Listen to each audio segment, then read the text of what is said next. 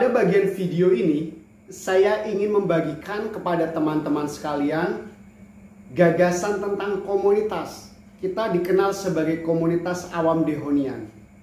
Kita perlu tahu jati diri kita. Selain siapa Dehonian, kita juga perlu mengenal apa yang dimaksud komunitas.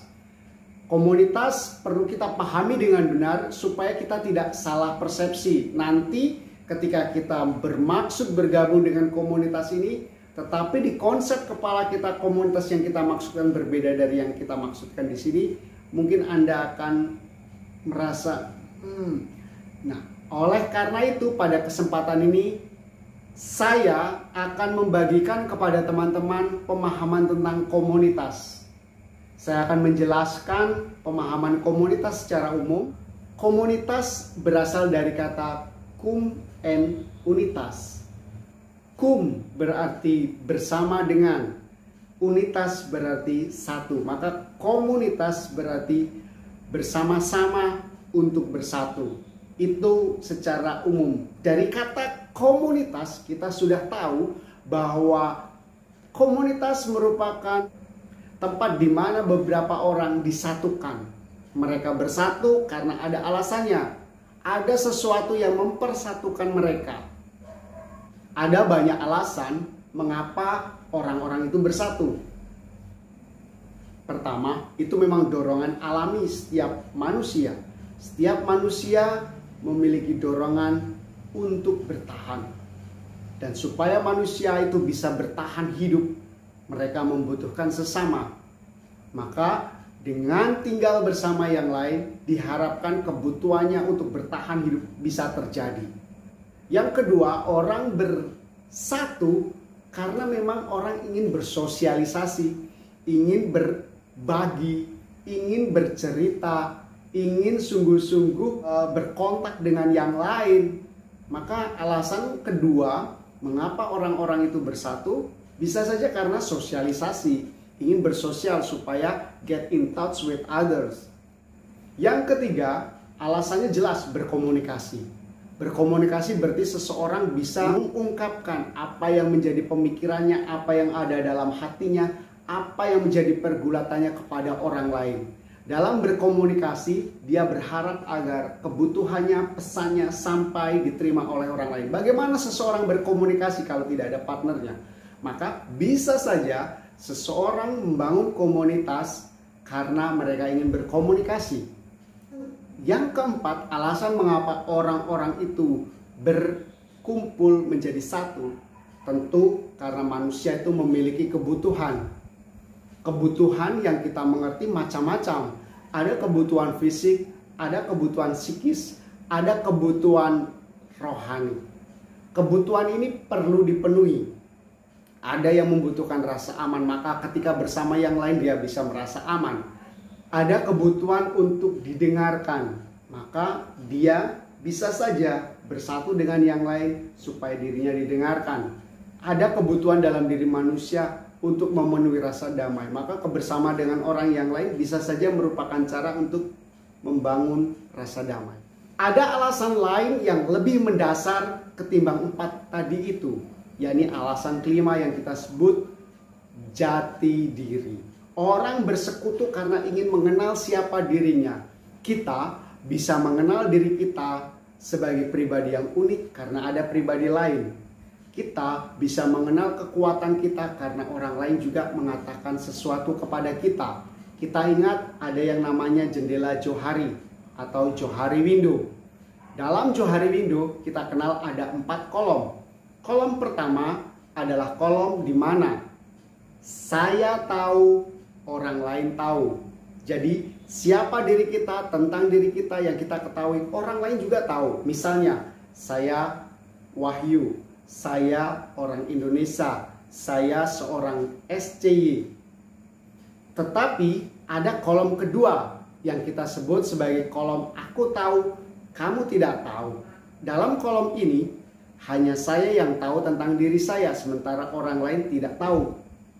Saya mengetahui perasaan saya, gejolak dalam diri saya. Saya tahu tentang dosa-dosa saya, sementara orang lain belum tentu tahu tentang itu.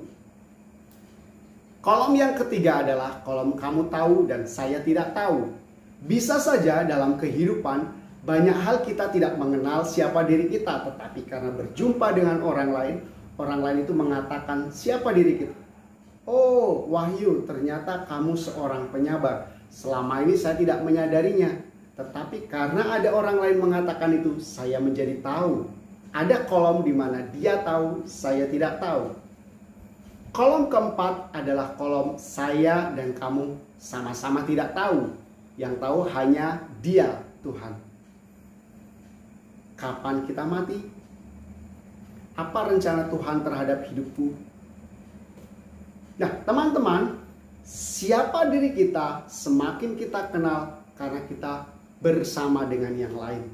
Dalam kesatuan dengan yang lain, akhirnya siapa kita, identitas kita, jati diri kita semakin dinyatakan.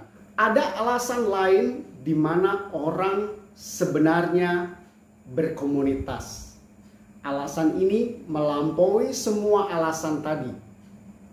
Bagi orang Kristiani, alasan untuk berkomunitas adalah keselamatan, kesempurnaan Kristiani. Dorongan kenapa ia bersatu dengan yang lain, membangun komunitas, karena melalui komunitas itulah Allah menyelamatkan manusia. Allah menyelamatkan umat manusia sebagai bangsa, sebagai keluarga, sebagai kebersamaan. Ingat, Allah menyelamatkan keluarga Nabi Nuh. Ingat, Allah memanggil Abraham dan keluarganya. Ingat kisah Allah menyelamatkan bangsa Israel. Ingat, Tuhan Yesus memanggil 12 murid. Jadi, alasan yang paling mendasar dari semua yang kita buat tadi bukan hanya sekedar supaya kita bisa survive, bukan karena kita ingin bersosialis saja atau kita ingin berkomunikasi atau masalah memenuhi kebutuhan kita atau mencari identitas dan jati diri. Lebih dari semua itu, seseorang berkomunitas karena mereka mendambakan keselamatan. Jadi dapat dikatakan mengapa orang berkomunitas, karena ada alasan yang paling mendasar yang bila dikupas, dikoncai sampai ke kentos-kentosnya, sampai ke dasar-dasarnya, sampai ke core of the core-nya. Seseorang turut serta dalam sebuah komunitas itu karena ia ingin diselamatkan. Teman-teman awam Dehonian yang terkasih dimanapun Anda berada, saya ingin mengutip apa yang dikatakan dalam konstitusi Lumen Gentium. Jadi gereja Katolik memiliki dokumen pengajaran yang dihasilkan dari Konsili Vatikan kedua bernama Lumen Gentium. Lumen berarti terang, Gentium berarti bangsa-bangsa. Lumen Gentium berarti terang bangsa-bangsa. Dalam dokumen ini diajarkan pada nomor 41 bahwa semua orang beriman dimanapun berada dan apapun kondisi dan lingkungannya, sebenarnya mereka menginginkan setiap hari bertumbuh dalam kesucian. Apapun motivasi kita ketika kita berkontak dengan orang lain, bekerja, atau kita berumah tangga, atau menjadi imam, atau kita berderma, atau kita melakukan kegiatan yang lain. Bagi orang Kristiani, seorang Kristen, semuanya tadi karena ada kerinduan dalam dirinya agar ia menjadi kudus, menjadi suci, menjadi milik Allah. Itulah suci. Kudus artinya menjadi milik Allah. Dia dikhususkan untuk Allah. Maka dalam membangun komunitas kita tidak pernah melepaskan ini. Ketika kita bergabung dalam komunitas, sebenarnya disitulah, di tempat itulah, dalam kebersamaan itulah kita bersama-sama mencoba membangun diri menjadi orang-orang yang kudus, menjadi orang-orang yang adalah milik Allah. Teman-teman yang terkasih, saya ingin mengatakan dari penjelasan saya sebelumnya, komunitas yang kita maksudkan lebih dari sekedar apa yang dipahami sebagai komunitas pada umumnya. Kita mengenal ada komunitas sepeda ontel, komunitas motor, atau komunitas pemancing. Yang kita bahas saat ini adalah komunitas orang beriman Kristiani. Jadi ini bukan hanya masalah hobi saja, ini bukan hanya masalah concern atau perhatian atau kesenangan atau minat, atau juga masalah kerja, tidak. Tetapi komunitas yang kita bicarakan ini adalah komunitas yang membantu kita bisa bertumbuh sebagai orang-orang Kristen. Kita percaya komunitas yang kita ikuti, di mana kita terlibat di dalamnya, itu bukan melulu karya manusia. Mungkin idenya pertama-tama digagas oleh seorang pribadi, tetapi dalam perjalanan kita tahu Allah bisa saja memakai pribadi tersebut untuk membentuk sebuah komunitas. Maka kita percaya komunitas orang beriman Kristiani pasti dibentuk oleh Allah. Allah sendiri yang mengundangnya, Allah sendiri yang memanggilnya, Allah sendiri yang sungguh membentuknya. Komunitas orang Kristiani, apapun bentuknya, tujuan akhirnya adalah keselamatan, hidup kudus, kerajaan Allah. Dan jangan lupa, karena ini adalah komunitas orang Kristiani, maka fondasinya adalah iman Kristiani, iman akan Yesus Kristus. Oleh karena itu, komunitas ini dalam pribadi-pribadi anggotanya setiap hari dalam aneka bentuk cara mengekspresikan imannya itu.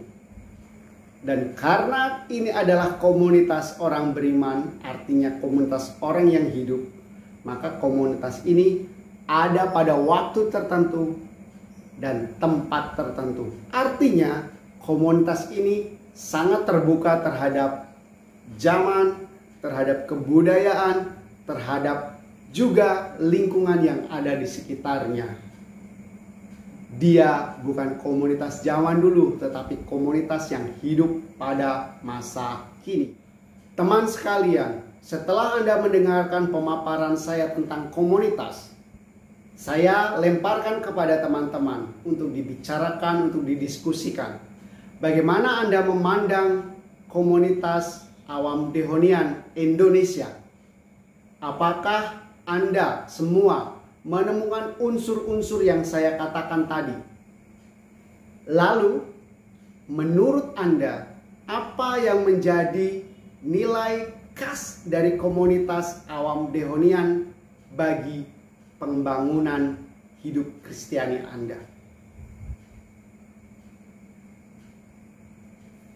Selamat mendiskusikan, selamat membicarakan, dan ingat, selamat berkarya dalam nama Bapa, Putra, dan Roh Kudus. Amin.